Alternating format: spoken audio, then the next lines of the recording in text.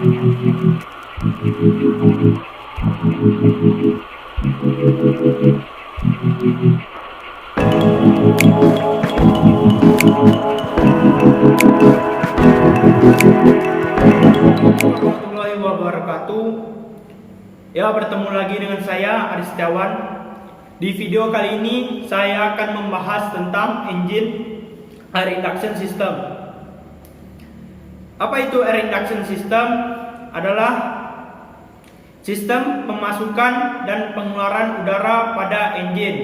Contohnya pada engine diesel. Air induction system ini memiliki dua jenis. Yang pertama ada natural aspirate yang memanfaatkan kevakuman pada ruang bakar pada saat langkah intake. Piston bergerak dari TDC menuju BDC dan mengakibatkan kevakuman. Dari kevakuman itu udara terhisap dan masuk ke dalam ruang pembakaran. Yang jenis kedua ada turbocharged. Turbocharged ini terbagi dua, ada yang turbocharged dan turbocharged aftercooler. Apa itu aftercooler? Aftercooler adalah komponen yang berfungsi untuk mendinginkan udara yang akan masuk ke dalam ruang pembakaran. Kenapa dibutuhkan aftercooler ini? Karena jika tidak menggunakan aftercooler, udara yang dihisap dari turbocharger ini panas dan masuk ke dalam ruang pembakaran, dan partikel udara tersebut yang masuk di ruang pembakaran itu dia partikelnya renggang, tidak rapat. Nah, karena ini digunakanlah aftercooler untuk mendinginkan udara agar udara yang masuk ke dalam ruang pembakaran itu menjadi rapat dan padat.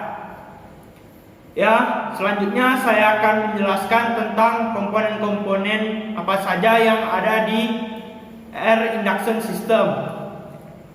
Komponen yang pertama adalah pre-cleaner yang berfungsi untuk menyaring partikel-partikel besar yang akan masuk ke air filter.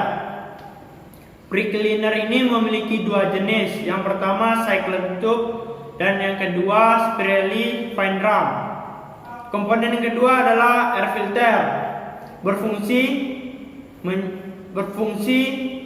menyaring partikel-partikel yang akan masuk ke sistem pemasukan pada engine. Air filter ini memiliki dua saringan. Saringan pertama adalah primary yang mampu menyaring partikel-partikel hingga ukuran 10 mikron. Dan yang kedua secondary yang mampu menyaring partikel hingga ukuran 2 mikron.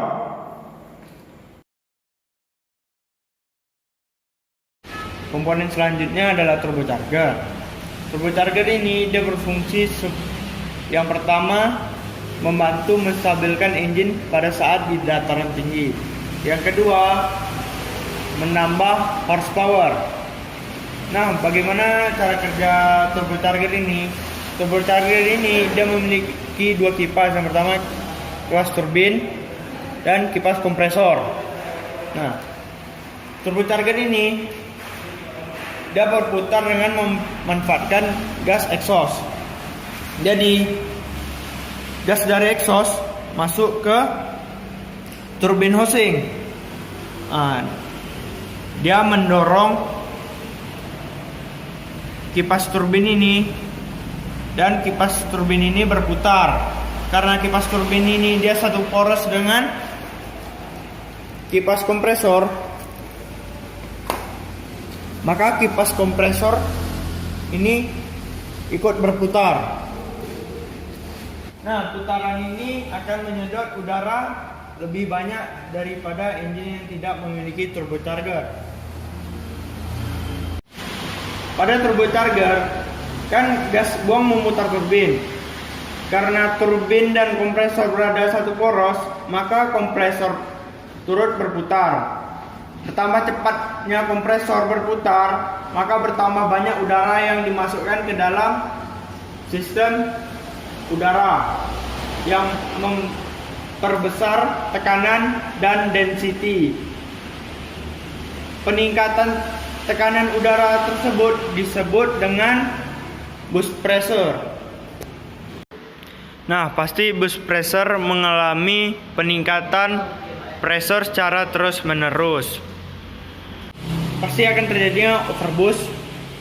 Nah, untuk mengatasi overboost tersebut, dipasanglah wastegate berfungsi sebagai bypass saat burst pressure sudah melewati batas maksimumnya.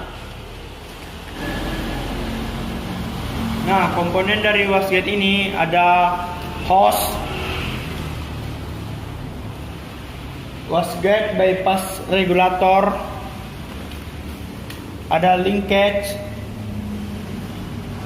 dan ada wastegate flap yang di dalam itu.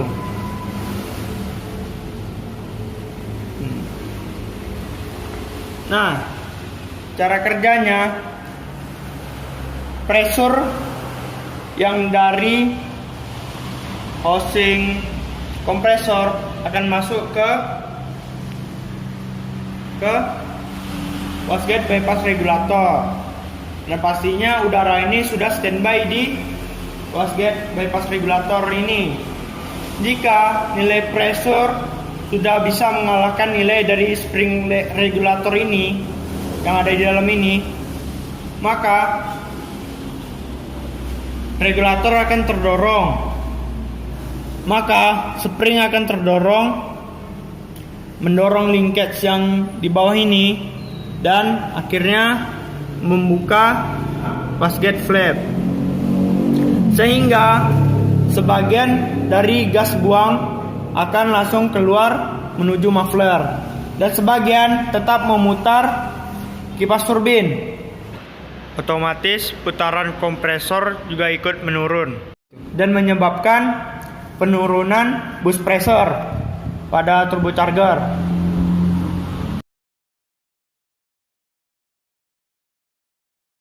Komponen selanjutnya adalah aftercooler. Aftercooler ini berfungsi mendinginkan udara yang akan masuk ke dalam ruang pembakaran. Karena kenapa udara yang masuk harus didinginkan? Karena jika engine yang tidak memakai aftercooler, udara yang akan masuk ke dalam ruang pembakaran, udaranya pasti panas kan? Karena udara yang panas, jadi partikel udara yang masuk ke dalam ruang pembakaran itu dia renggang. Digunakanlah aftercooler ini untuk mendinginkan udara. Karena udara yang dingin ini dia partikelnya lebih rapat daripada udara yang panas. Aftercooler ini dia memiliki 3 jenis. Yang pertama, air to air aftercooler.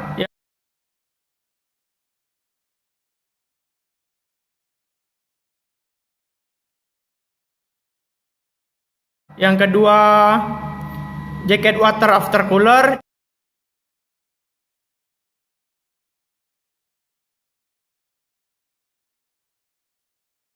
Yang ketiga, spirit circuit aftercooler.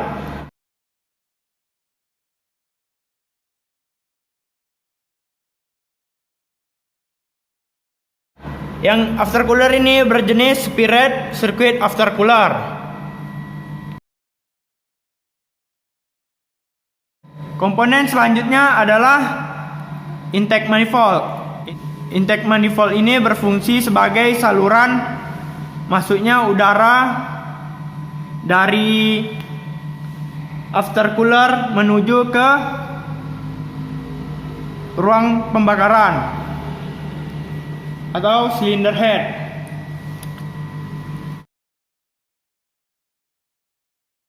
Selanjutnya adalah exhaust manifold. Ini adalah exhaust manifold yang berfungsi sebagai saluran buang dari ruang pembakaran menuju ke turbin turbocharger. Yang ketujuh ada muffler, berfungsi untuk meredam suara ribut dari gas buang dan memperkecil emisi gas buang. Yang kedelapan ada exhaust stack, adalah saluran keluar gas buang dari muffler menuju ke atmosfer. Selanjutnya saya akan menjelaskan apa saja yang harus diinspeksi pada air induction system ini. Komponen yang pertama kita inspeksi adalah pre-cleaner. Ya, hal yang perlu diperhatikan adalah melihat housing pada pre-cleaner ini memiliki keretakan atau tidak, dan juga melihat pre-cleaner tersebut kotor atau tidak. Jika pre-cleaner tersebut kotor, kita harus membersihkannya dengan cara mencuci pre-cleaner tersebut menggunakan air. Komponen yang kedua yang kita inspek adalah air filter, dengan cara melihat service indikatornya. Tetapi tidak di semua unit memiliki service indikatornya. Kita ambil saja contoh unit yang memiliki service indikatornya. Apabila diafragma pada service indikator sudah mencapai zona merah, kita harus membersihkan air filter tersebut dengan udara bertekanan dengan tekanan 30 psi dan disemprotkan dari dalam ke luar.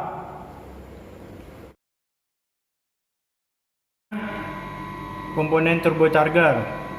Ini adalah turbocharger. Yang kita inspeksi pada turbocharger ini, kita melihat klemnya. Pada klem sambungan di turbocharger ini, apakah klem ini longgar atau tidak, yang memastikan melihat bautnya longgar atau tidak. Kalau jika longgar, kita harus mengencangkannya kembali dan melihat baut-baut pada turbocharger ini, apakah ada baut yang longgar atau tidak. Kalau jika ada yang longgar, kita harus mengencangkannya. Seperti ini, bautnya lepas, dan ini sambungan ke exhaust manifoldnya juga hilang bautnya. Dan mengecek saluran-saluran pelumasan pada turbo charger, apakah ada kebocoran atau tidak. Ya, lihat seperti ini salurannya, ini lepas. Kalau seperti ini mengakibatkan kebocoran. Lihat nih, lepas ya. Dan kita menginspek pada bagian housingnya dengan mencek secara visual apakah housingnya ada keretakan atau tidak.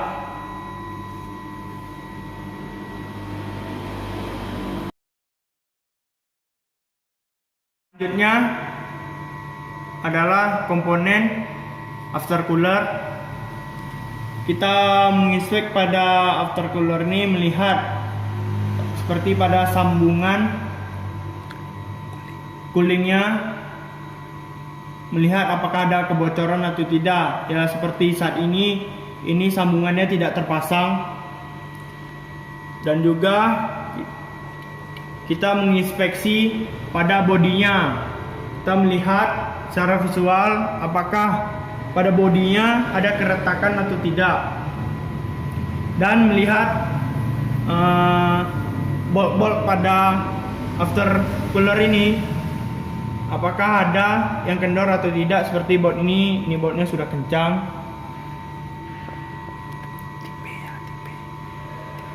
Dan aftercooler ini adalah tipe spirit circuit aftercooler, di mana dia mempunyai sirkuit sendiri.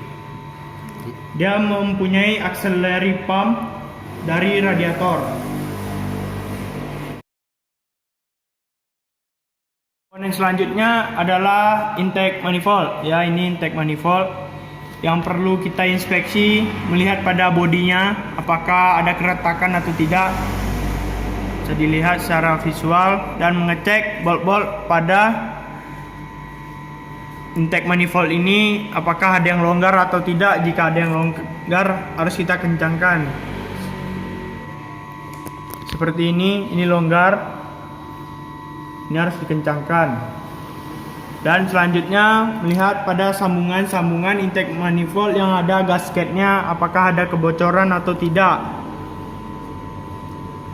Seperti sambungan yang di sini. Karena jenis engine ini V-type, jadi saluran intake-nya yang dari aftercooler dia memiliki 4 sambungan intake yang sebelah kanan dan sebelah kiri, dan kita harus menginspeknya pada setiap intake manifoldnya. Selanjutnya adalah exhaust manifold. Ya, ini adalah komponen exhaust manifold.